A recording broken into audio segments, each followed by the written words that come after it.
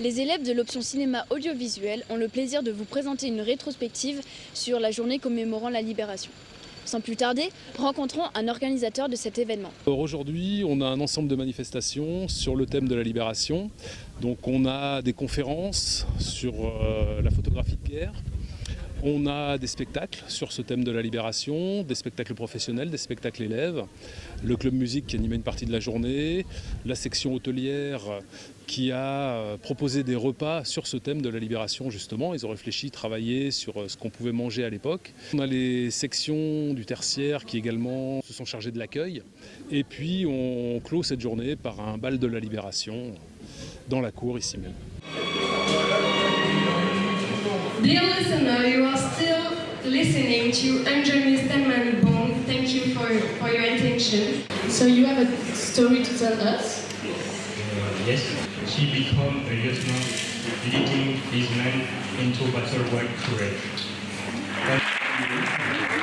Les 1BMA ont accepté de collaborer au projet en prenant comme objectif de rapporter des témoignages des Britanniques ou des soldats alliés qui avaient soit subi le Blitz, donc le bombardement de la Malaisie en Angleterre, ou alors des soldats qui avaient participé au débarquement et qui donc racontaient cette expérience. On a repris des témoignages, donc c'était des témoignages qui étaient anglais, et on les a reformulés à notre manière pour que le public puisse comprendre justement l'échange qu'il y a eu.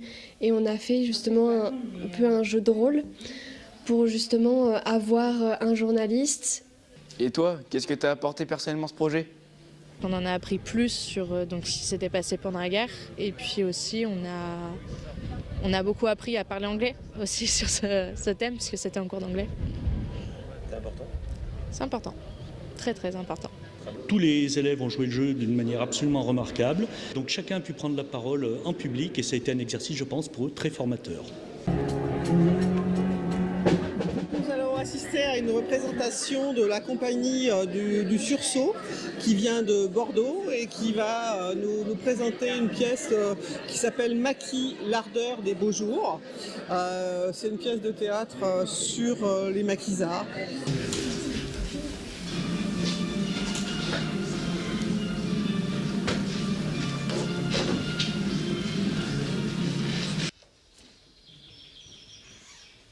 Claude est parti en Allemagne.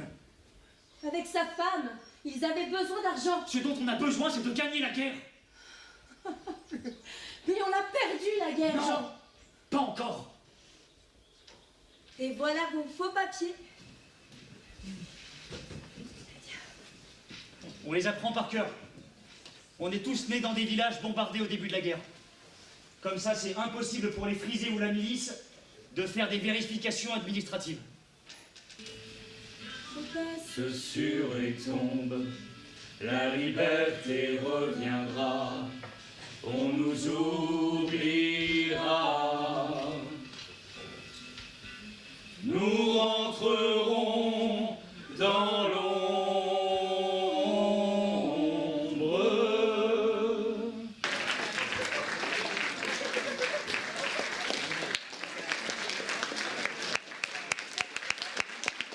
Le message, il est à la fois simple, mais pas forcément simpliste. C'est que la guerre est une chose atroce, qui a autant de guerre que de personnes. L'engagement aussi dans la pièce de ces personnes qui finalement ne sont pas tous des militaires, qui ne sont pas du tout tous destinés à s'emparer du conflit. Il y a toute une question dans le spectacle aussi sur la résistance armée ou non. Donc l'idée c'était de montrer quelque chose qu'on ne souhaite pas au public. Voilà, pour le résumé.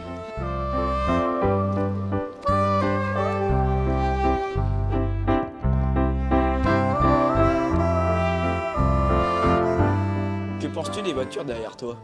Je trouve ça cool qu'on puisse voir ce genre de voiture en 2025, parce que bon, c'est pas courant. Est-ce que vous pouvez nous présenter ce modèle-ci ? Alors ce modèle-là était un véhicule appelé commande car, c'était un véhicule de commandement qui était affecté aux officiers et qui a servi après-guerre ou tout de suite à la fin de la guerre de véhicules quand les troupes défilaient, par exemple sur les Champs-Élysées. Le général était debout, comme le général de Gaulle a descendu les Champs-Élysées dans un véhicule identique à celui-là.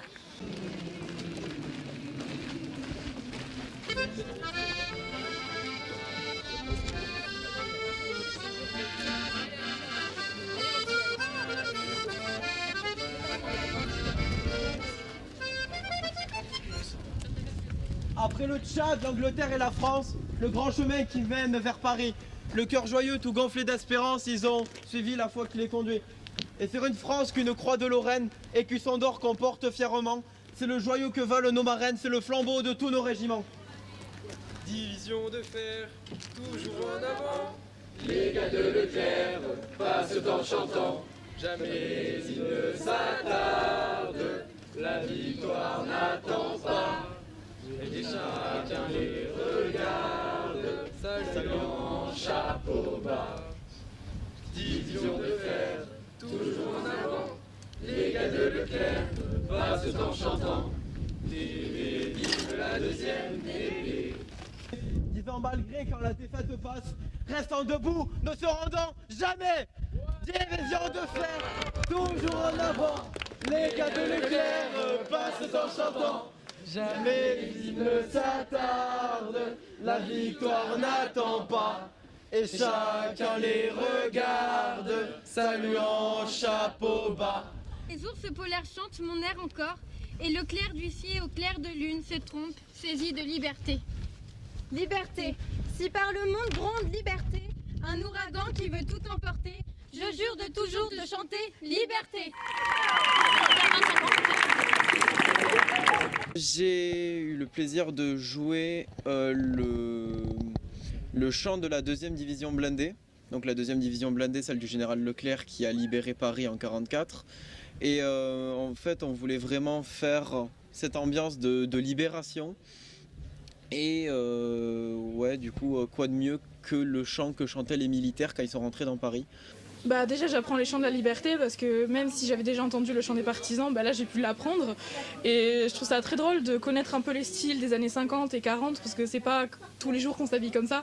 Déjà on a fait des recherches sur ces époques-là justement et on a vu un peu les différentes cultures parce que la mode montre beaucoup comment s'étaient passées les années, comme par exemple en 1940 on économisait beaucoup le tissu. Et du coup, on voyait la différence entre les tenues d'aujourd'hui ou les tenues de 1920, ou etc. Et du coup, j'ai trouvé ça vraiment intéressant de connaître un peu tout ça. Les acteurs, ils étaient bien et c'était intéressant. Je trouvais que c'était franchement très sympa, ils étaient super à l'aise parce que ça doit pas être un exercice facile, ils sont quand même devant beaucoup de personnes du lycée, beaucoup de personnes qui connaissent, du coup je trouvais qu'ils étaient très courageux, c'était très bien. Ce qui m'a plu, je pense que c'est l'émotion qu'ils mettaient dedans, je pense qu'ils jouaient ça comme si ils l'ont vraiment vécu, donc c'est ça qui m'a plus touchée. C'était très très bien, j'ai bien aimé. Surtout leurs costumes, ils étaient incroyables, j'ai kiffé. Est-ce que ça t'a parlé par rapport au cours d'histoire que tu as eu ? Oui, ça m'a rappelé des sujets, du coup je remercie beaucoup mon prof d'histoire. Il n'y a pas dans tous les lycées qu'on peut faire ça et c'est quand même une grande occasion, même si c'est un peu farfelu, mais je trouve ça assez drôle quand même.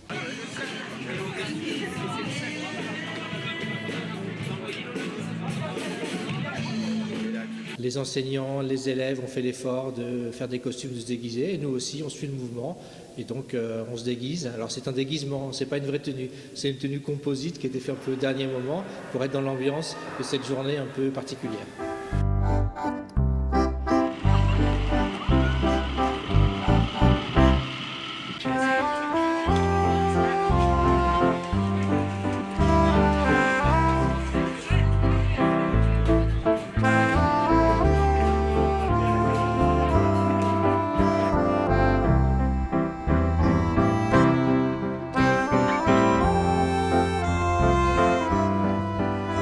Alors ça c'est une ambulance, une sanitaire américaine. Quand l'armée française s'est reconstituée, les Américains dans le plan Marshall nous avaient laissé beaucoup de matériel qui sont allés en Indochine, en Algérie et après en France. Est-ce que ce véhicule a roulé dans la région ou en Normandie ? Non, il est obligatoirement arrivé par la Normandie ou les ports un peu en dessous. les Américains, l'armée américaine, elle a passé 60 km sous Paris, direction de l'Est. Ici, quasiment, ça s'est libéré tout seul, le centre de la France. Et on peut trouver des ambulances au sein des Français, dans les troupes françaises qui étaient endivisionnées dans l'armée américaine, dont étaient principalement des infirmières, des femmes, qu'on appelait les Rochambeaux. De fraîches guinguettes, des filles bien faites, il y a des chansonnettes et il y a du vin blanc avec l'immense chorale du lycée Jean Monnet. Ah, le petit vin blanc qu'on boit sous les tonnelles, quand les filles sont belles, du côté de nos gens, et puis de temps en temps, un vers de vieille romance semble donner la cadence pour fauter dans les bois, dans les prés, du côté de nos gens. How did this morning go? This morning was a very interesting morning and a very fun experience to have for the first time as a remake of what someone's story was in the past. Ça m'enrichit personnellement parce que c'est quand même sympathique de célébrer cette journée sur la libération. C'est un acte de mémoire qui est très important pour moi. Donc voilà, j'adore ça, quoi. Les gens qui dansaient, parce que c'était bizarre, parce que j'ai jamais vu les gens danser comme ça et j'aimais trop, c'était trop bien. S'il y a un message qu'on peut retenir, c'est qu'il faut résister, comme ont pu le faire les Britanniques, comme ont pu le faire les soldats alliés, comme l'ont fait aussi les Français, puisqu'il ne faut pas oublier que certains Français ont beaucoup donné. Et dans les temps que nous vivons, je pense que c'est un message qui a toute sa portée, que ce soit en France ou dans d'autres pays, à l'international. C'est un message qui est vraiment d'actualité.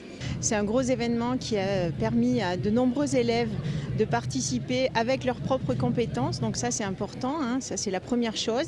Et je voudrais remercier aussi toutes les équipes du lycée, hein, l'ensemble des enseignants, mais aussi tous les personnels qui ont participé. Nous remercions également tous les élèves de l'option cinéma audiovisuel pour la réalisation de ce reportage. Et maintenant, place à la valse.